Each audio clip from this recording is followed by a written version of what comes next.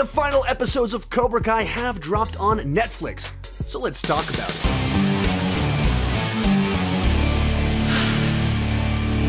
Hi, my name is Sean, and I love to talk about movies and TV way too much. With that in mind, go ahead and join me down below in the comment section. Let me know, what did you think about Cobra Kai Season 6, Part 3. As we go into this will be both a spoiler-free as well as a bit of a spoiler review. All the spoilers will be at the very end and marked appropriately in a section that will be very clear that it's all spoilers.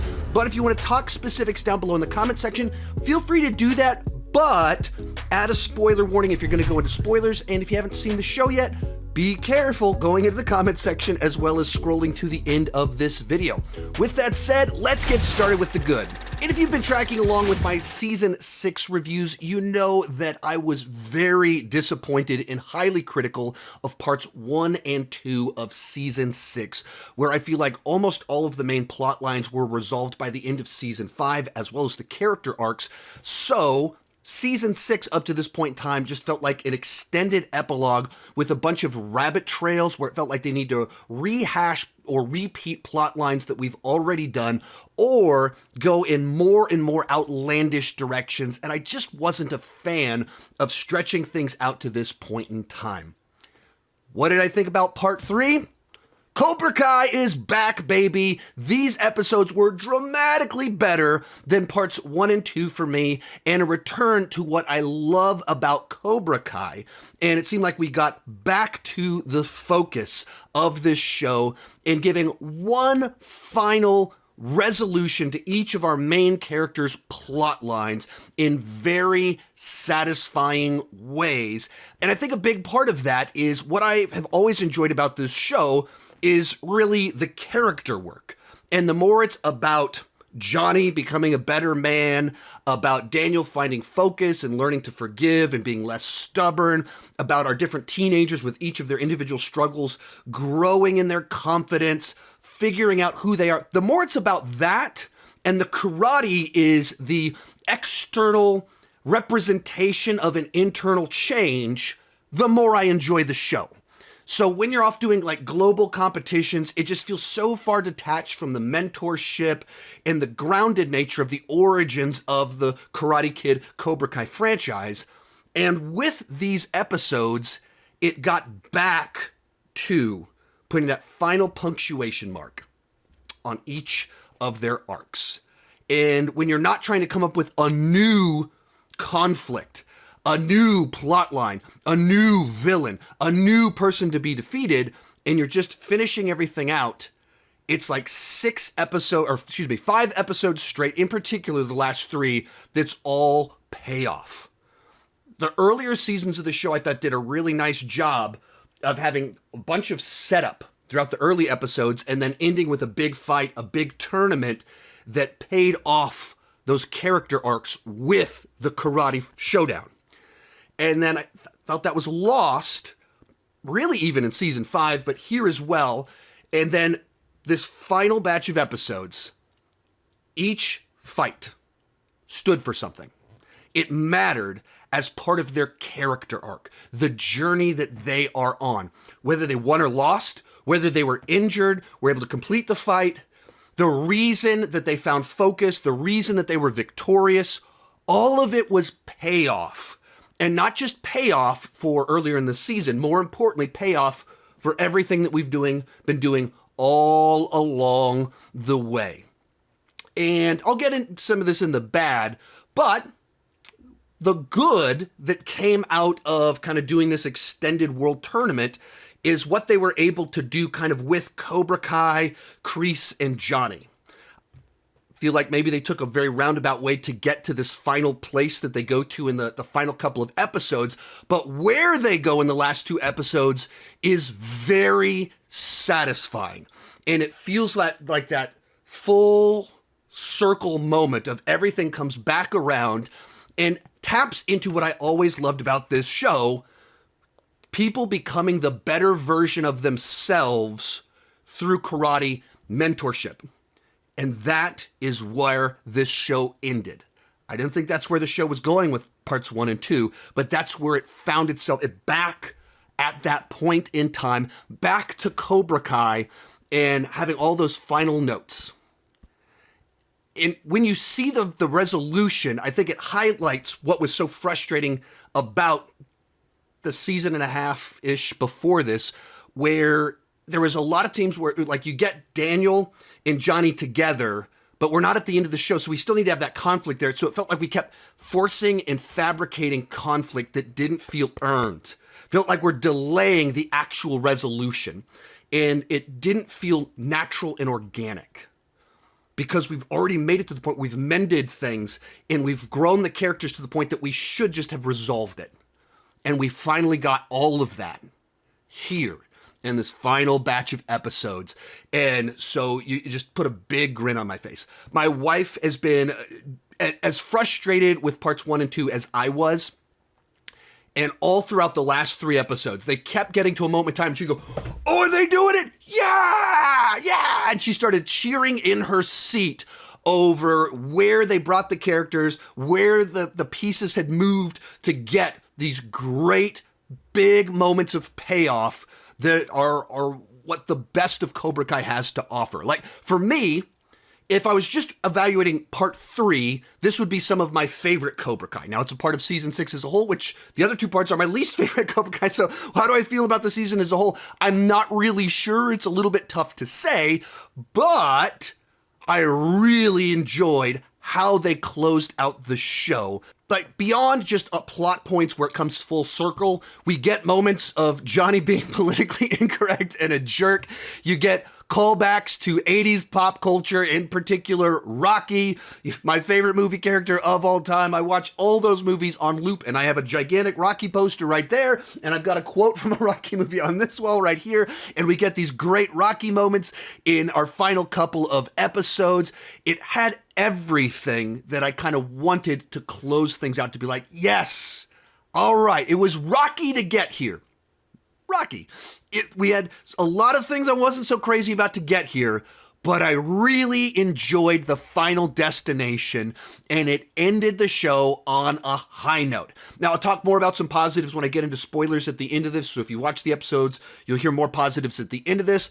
Let's move on to the bad. And the big thing here is kind of 2 things. Some of it's the season in general, and some of it is where the show is at this point in time. But Like, I feel like they knew they wanted to end at a specific place with Johnny, and the way they decided to get there, whether that's because Netflix mandated that they wanted a certain number of seasons, or if that's because that was the path they chose, they went on what felt to me like this gigantic rabbit trail of things that felt very detached from the original concept to get to an endpoint that feels true to the original concept.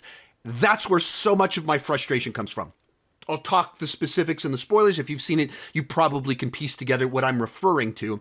And so just there's a lot of things in here that was maybe too many moving parts in part 6, where we're introducing the Koreans in part 1, and then we introduce Terry Silver's team in part 2. So there's like all these new characters being introduced at the end that we don't get enough time to fully develop them into great villains.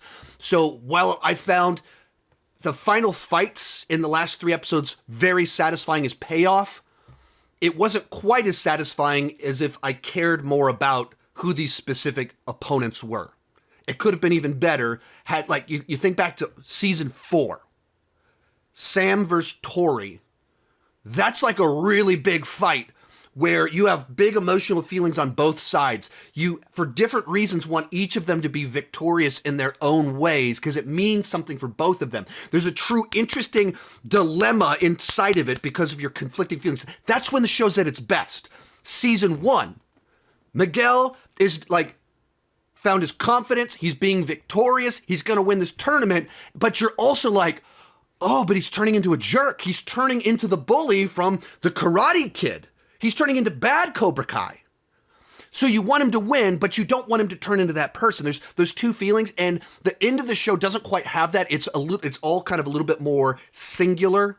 You just want Tori to win. You just want Robbie to win. You just want Miguel to win. It's very straightforward who you want to win in those fights. And so it's a little bit more because we didn't set up those villains, because they were introduced so late. Some of that complexity I don't think is fully there that was in some of the earlier final fights in the show. But the other piece to where just in general had some issues with season 6, really kind of even since season 3. But as the show's gone along, it's just become more and more extravagant. I believe I referred to the term jumping the shark in my part 2 review. The definition, as per Google, jumping the shark is an idiom that means a creative work has lost its original purpose and started to introduce new ideas that are different from its original themes. The classic example where the term came from is from Happy Days, where in order to keep things fresh and exciting, they literally had the Fonz skiing behind a boat, and he jumps over a shark. He literally jumps a shark, and you're like, wait, the Fonz? Why is he jumping over sharks? This is getting outlandish. And I feel like Cobra Kai, even since season 3, has started to introduce more and more extravagant elements. In season 3, they have Kreese doing Mortal Kombat in Vietnam and doing a literal fatality over a pit of cobras. Like, this is getting more outlandish than where the show started, and of course where Karate Kid, the Space Karate Kid, existed in. And that's just kind of continued. So in this season, where you have Kreese escapes from prison, goes to Korea, gets a mystic dagger from a battling a mystic cobra, and then we're nationally televised, and then there's a brouhaha going on, someone gets stabbed in the middle of it. All of that, to me, is where it feels like the show has jumped the shark. That we've moved away from trusting these universal themes about sons and daughters in need of a father, fathers in need of a child, mentorship relationships, finding your confidence, trying to be the best version of yourself. And we've moved towards the extravagant. We're not trusting the universal, highly relatable character arcs and characters. It's all about the flashy stuff, the key jangling, where we're global tournament and we're doing Royal Rumbles on national television and daggers are showing up and people are dying. It's big, it's flashy, but I didn't sign up for Karate Kid back, it was in the 1980s for me, or Cobra Kai in 2018 for big and flashy. I signed up for classic, timeless story. And some of this big, flashy stuff loses it. And parts 3 has some of that flashy key jangling stuff. Kind of what goes down with Kreese's team, and we're handing out daggers and like for revenge, and you're like, the specific way, I'll talk spoilers about this a little bit more, the resolution of the Kreese Silver plot line, there's a lot in there that I really enjoyed, but also there's a lot in there of like, this is getting into the soap opera stuff. Like, this is getting very extravagant with what is happening here that feels so far detached from the Karate Kid and Cobra Kai season 1. That's when I talk about jumping the shark, it's that stuff. Now, the show's always been heightened reality, but at least has some anchors in reality. Season 5, season 6 starts getting really just disconnected. And it's too flashy for what I enjoy about the show. A couple other things that specifically bugged me, like teenagers creating a haptic VR training system, I thought was the stupidest idea the show's ever had. Doesn't even make any sense, like the idea that you'd put a headset or earwig in Miguel's head and like, here, do this.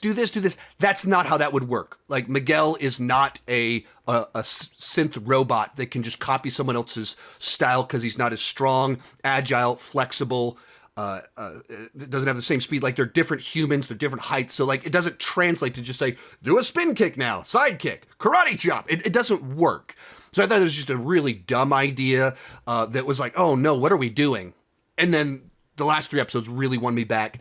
A lot of our characters get sidelined here. Pretty much everyone that's not a main character gets sidelined. So Hawk, Dimitri, Kenny, Lapusso, every other side character, they get a moment. You find out what's going on.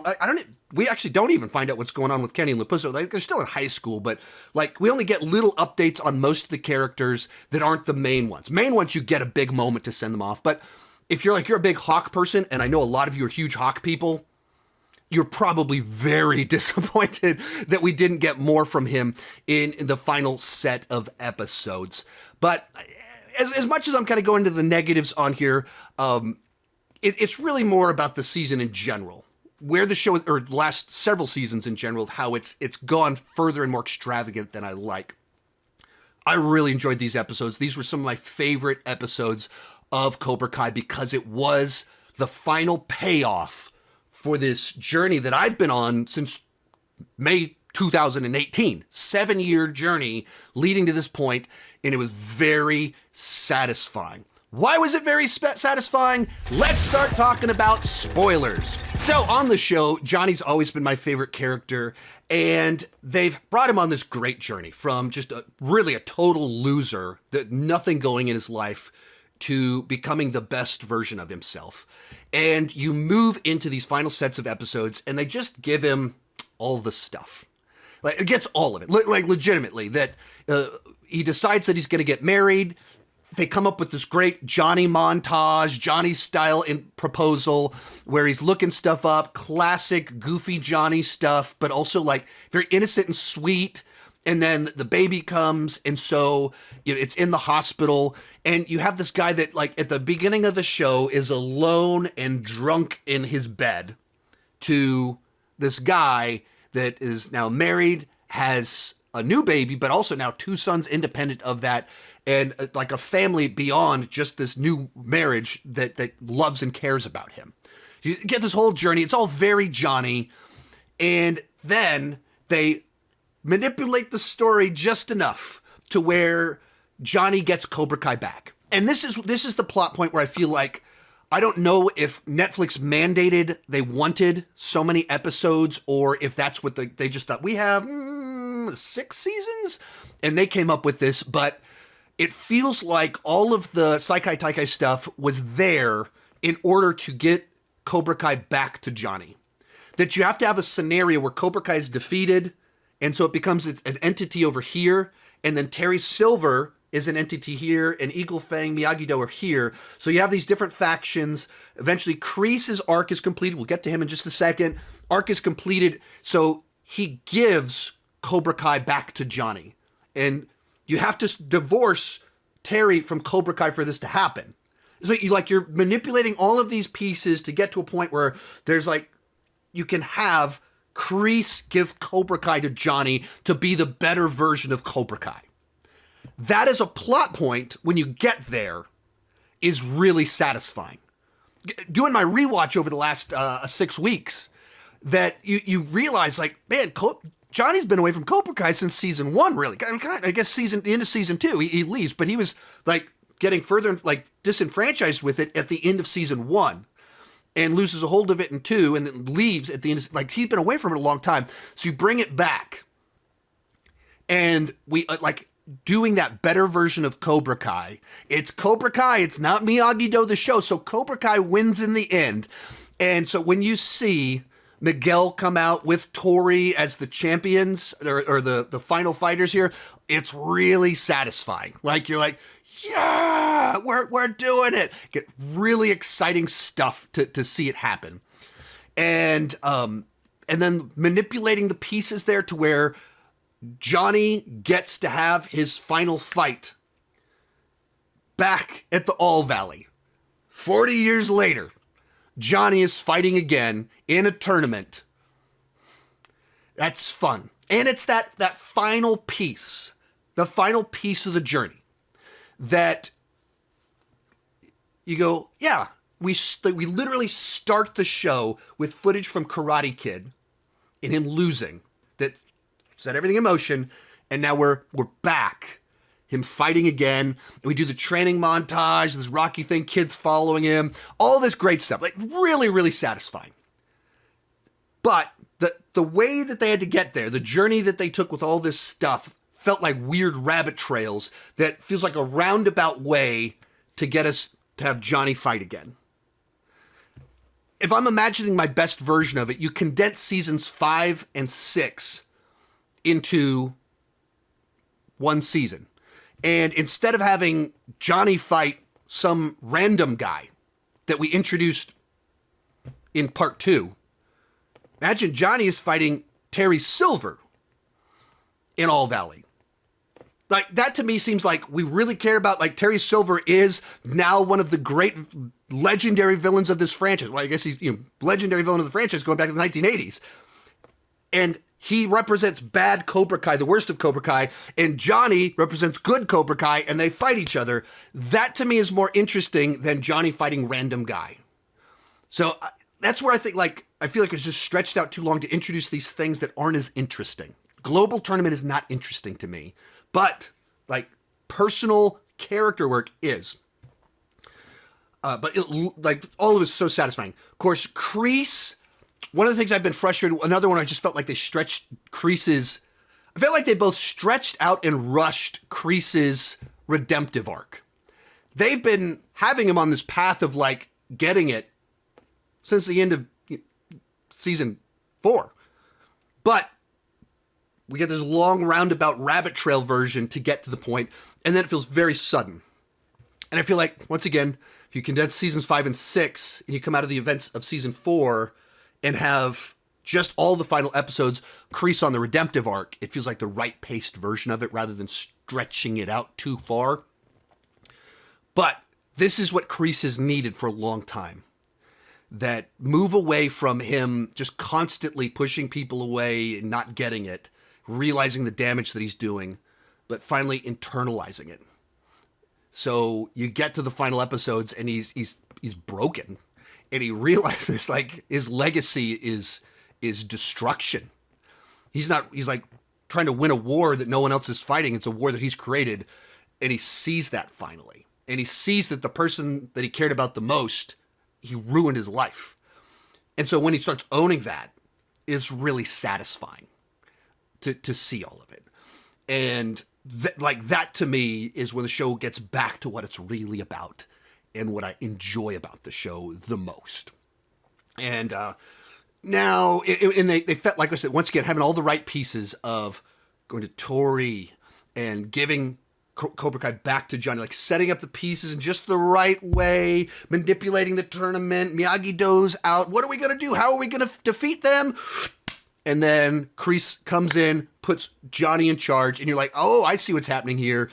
Really satisfying stuff. The conclusion to Kreese and Silver, I think that, like, there's a side to it that's important, that you have some people that aren't redeemable, that they really are just out there gone. And they've always treated Kreese as someone that cares, but he's totally misguided and takes things in the wrong direction. So giving him the redemptive arc, and Silver the one that he just keeps doubling, tripling down on the fact that he's evil and he's bad, makes sense. When you get to the final sequence and you have, like, Silver sending a hooligan to go and kidnap Johnny's family, this is where we're getting into the stuff where I'm like, this is soap opera crap. Like, we're going too far.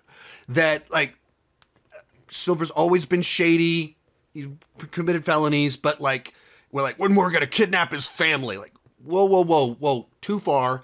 And I'm glad that they shut that down before that happened. I was like, oh no. I loving this episode. I'm loving where this is going. Like, we're going to kidnap Johnny's family. I was like, oh crap. Are they about to ruin the last episode of this show? And then it doesn't. The guy walks up the stairs and he falls down and you're like, oh, Kreese is coming to save the day. Yeah.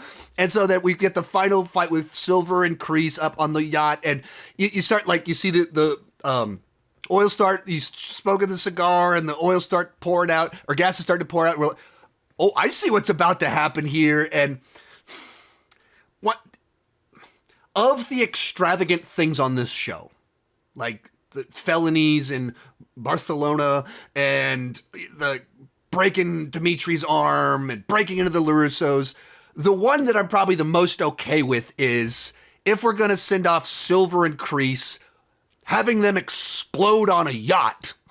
That's probably the one that I'm the most okay with, because, like, okay, it's the end. You get one big extravagant thing, and these are the actual Vietnam vets. These are the actual soldiers, old grown men.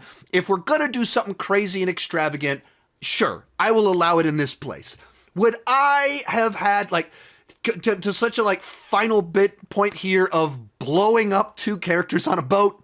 Would I do that? I would not. But I will forgive that one because it like at least it like felt the most satisfying, or the one where it feels like it might make the most sense to do something a bit over the top there.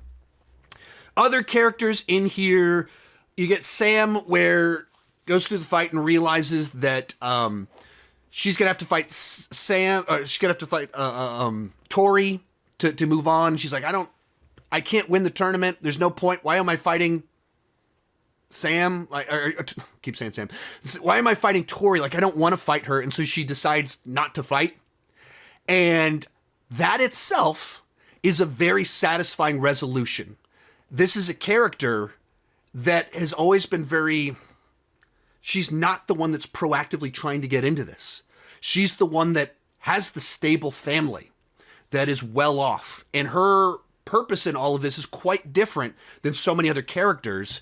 And you want each character to have a different resolution. You don't want everyone, and then they won their fight, and then they won their fight, and then they won their fight. You don't want to just keep doing that. So you have a scenario where one of our people just says, I don't need this anymore. I don't want to disappoint my dad, but that's not the right reason. And that's her growth. I'm not doing this for anyone else. Like, I don't need this fight, so I'm not going to do it. And then Robbie, they create this, like, Robbie puts on a pedestal. He has to win for his whole futures, like, relies on that. And he gets injured by cheap shots intentionally trying to hurt him. And he's reached the moment where he goes, I don't need to win to prove anything to myself. I know I could have won. And I know that they hurt me because they weren't sure they could win. That's good enough. And that final note on there, he doesn't need to win to know he's good enough. This kind of goes, they even talked about it in the final episodes of the end of the movie Rocky. The movie Rocky is not about winning. It was never about, like, this whole goal was to go the distance, just to prove to himself that he had what it takes to go the distance. And at the end of the film, Rocky he's not even paying attention when they announce the winner, because it doesn't matter to him. He's already won to himself. And they give that to Robbie. He doesn't need to prove anything anymore. Sam doesn't need to prove anything. Robbie doesn't need to prove anything anymore. And so it's okay. And then likewise, you get to Tori's, where she does win, and her winning, by the time she wins, it's not even all that much about winning, because she's found, like, the thing in there that she finds resolution in is she's not worried about all those people or anything like that. It's literally like, oh, I'm loved. Like, oh, I'm just going to do my best because I'm loved. Like, I don't need to do this to earn love or whatever. Like, I'm just loved. So I just don't like her. I'm going to beat the crap out of her. She needs to get the crap kicked out of her. And you go, that's kind of fun. That's kind of nice. And, and then you Miguel in his fight, proving that he's still our top Cobra Kai student, and everything. And then they have him get into college, and they even make the point that he got in before the tournament, making the point almost that everything that would happen in part one about, I have to win to get into college, it was a rabbit trail. It didn't mean anything. Like I said back then, it's like, that's not how that's not what this is. Like, this is totally fabricated drama. The show itself validated me in my criticism of part one. But anyway, I'm sure there's more characters that I'm missing in here of things that I could touch on. But overall, like, really enjoyed it. Very satisfying conclusion, because it got back to the characters. And what happens in the fight matters for that journey that I've cared about for now years with these characters. I did not care about them winning a Royal Rumble in a global tournament. I just didn't care, because it didn't matter to me. It didn't tie into their actual character arcs. And it was 5 people and a kick. Like, I didn't care. So it just felt like American Ninja Warrior. It felt like professional wrestling in part 2 at those tournament fights. This is what I enjoy about Cobra Kai. Trying to think other things in there of, even, like, of course, the final one you have to talk about the resolution of, well, I think with all the stuff they were trying to in interviews, they were talking about some of the stuff they're trying to do in part 6, and they're trying to get Julie Pierce on the show, Hilary Swank. And I think a lot of the stuff they were doing with Miyagi was supposed to get us to that.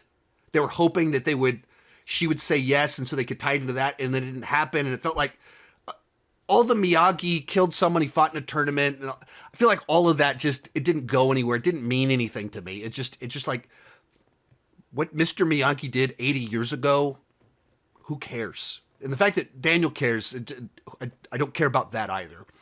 And so all that just felt like a rabbit trail to me. So when you get back to Daniel just accepts Johnny, and he's friends with him, and they're actually working together, that's where we're at. That's what we've built towards.